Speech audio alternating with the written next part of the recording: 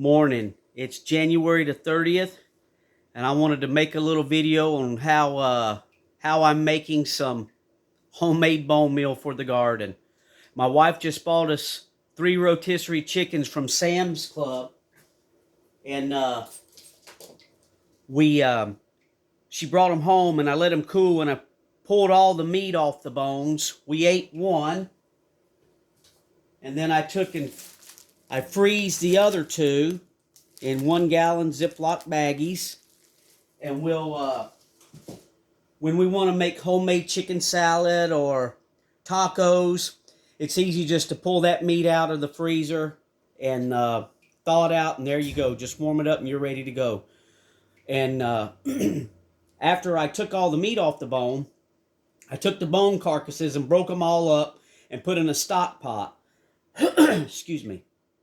And then I covered the bones with about 2 to 3 inches of water, and I boiled the bones on the stove on a medium setting for 5 hours.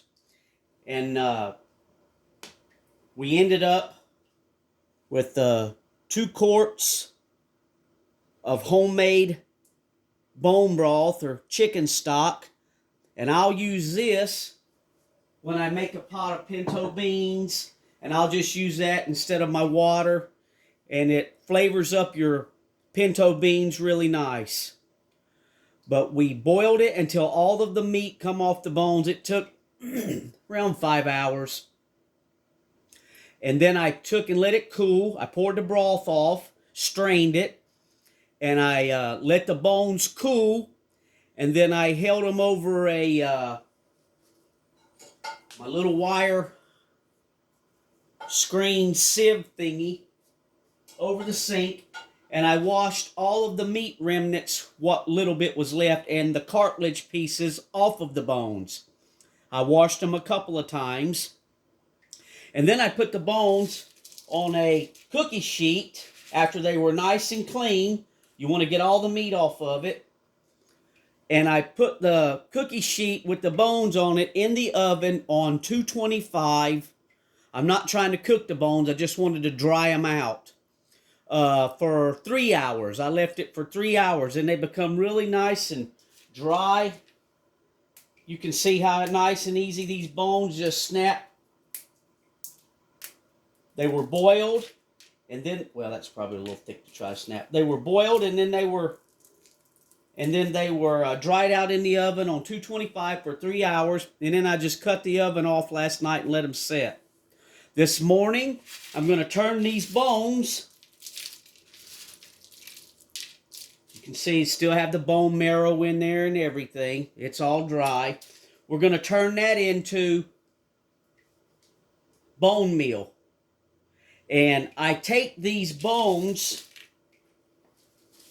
and I'll put these bones in a 1-gallon Ziploc baggie, just a little at a time.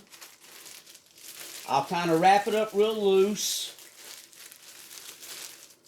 You can shut it, but you don't want to shut this all the way. You want to let the air out of it.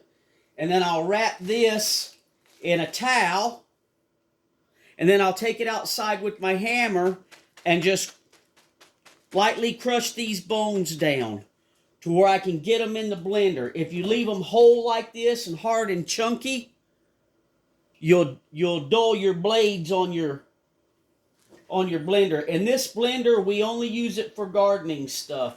This was left over from a yard sale, and our friend gave it to us. So I grind up my eggshells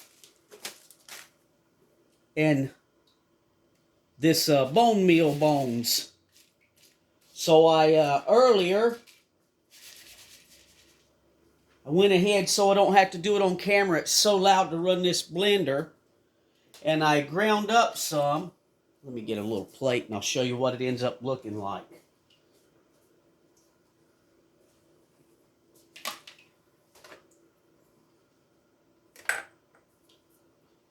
So this is what it looks like after it's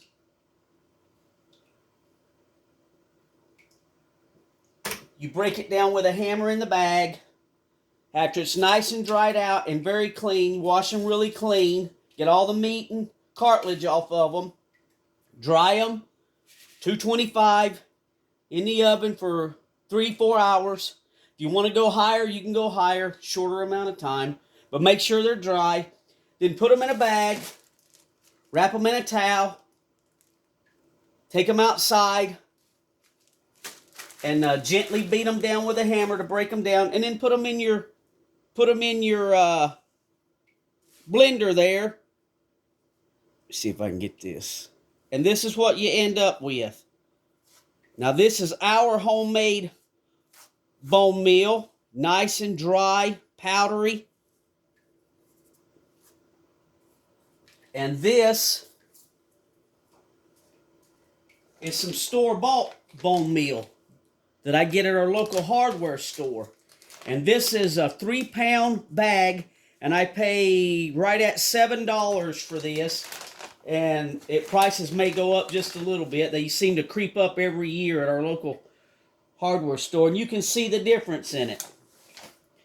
I don't know if it's a different bone, but you can do this with pork bones. You can do it with chicken bones. You can do it with turkey bones. You can do it with cow bones.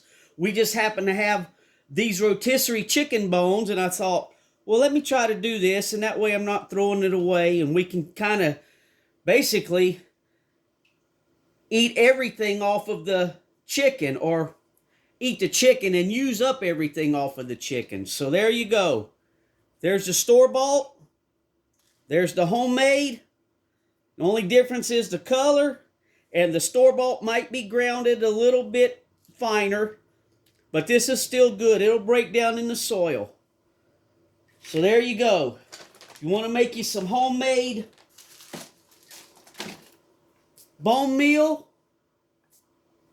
get you some bones and boil them, clean them, dry them in the oven, and grind them up.